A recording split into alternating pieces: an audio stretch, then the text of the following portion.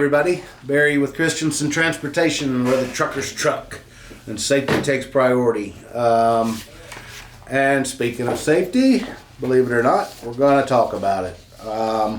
So I try to keep everybody aware of what's going on in the fleet, whether it's internal stuff, a big thing we're working on now is idling cost and the cost of fuel and wear and tear on the trucks. So, we try to provide all the data that we can. Here's the unit numbers, here's your fuel usage, here's your MPG, here's your idling cost, excessive idling cost. So we give, 20%, which allows for auto start to start and stop and stuff, but typically anything above that's excessive. Some people say, I can't do it. Well, you're in the same boat as everybody. When I've got people at 7% and I've got people at 70%, there's a whole lot of room and a whole lot of it that can be fixed pretty easily. Today, though, I want to update you on our CSA stuff and where we need to work on, what we need to improve on, things we need to be done with. And it seems like I harp on the same thing over and over and over, and I probably do, and it's probably because the data says it's a necessity to harp on these things because those are what get us in trouble. And so I've gone over and gotten the last, let's see how long this stuff is, 6 months of data from either tickets or roadside inspections and what we're getting written up for, or what really the root cause. When I talk about the root cause, it's I'll get an inspection report and it'll say chafed airline on the trailer. And then I look over to see, was this a roadside? Did we pull in and get an inspection, or did we get pulled over and then get an inspection? And 15 times we've been pulled over for being in a restricted lane. There's road signs, there's flashing signs, there's construction signs, there's California, Indiana, Tennessee, Georgia, all these places that have had lane restrictions longer than probably 80% of you have had CDLs.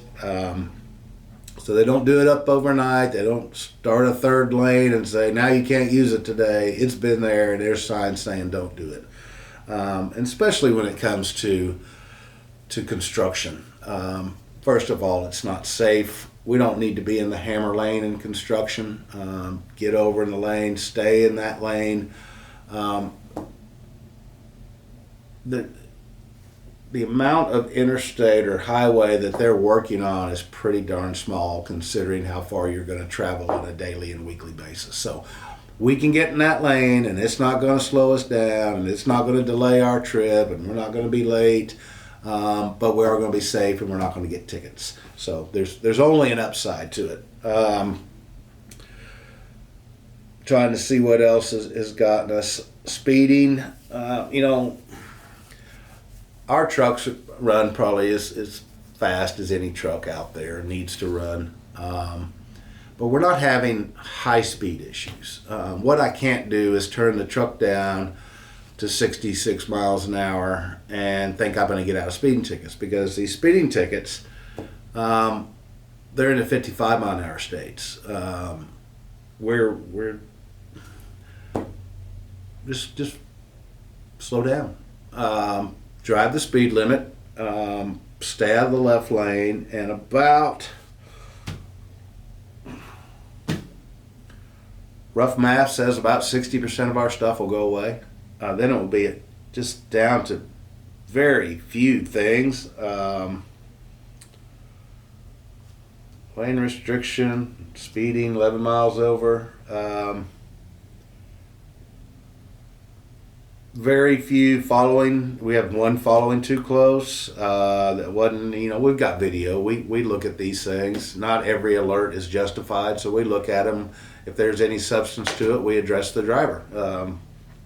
And those of you that have been addressed know that. We send a video to you and say, hey, I want you to watch this video because it's what we're watching, it's what we're seeing, and then I want you to call me and we're going to talk about it. And then if there's some remedial training, i.e. videos that we need to send to you to document progressive action in our disciplinary policies, then we do that as well. What we're not going to do is just send a video and say, you need to quit this, you're on probation, that just gets everybody's defenses up and the hair on your back stands up and you're now the guard dog. We're here to educate, we're here to train, we're here to make sure that we're getting better all the time.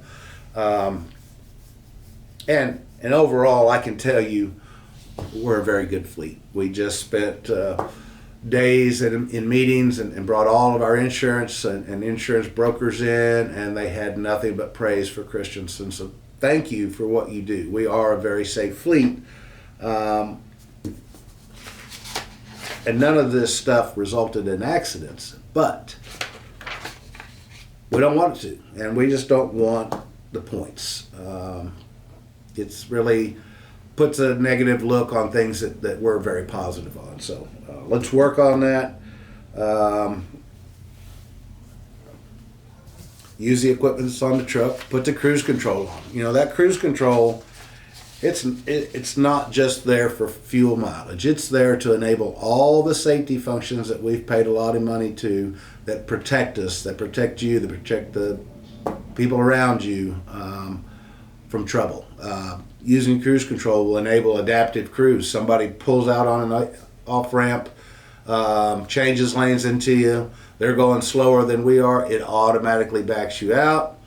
As soon as you change lanes or as soon as they speed up a little bit, it gets you back to where you're going. So you don't have to rely on knowing that guy in front of you is slowing down even though his brake lights don't work.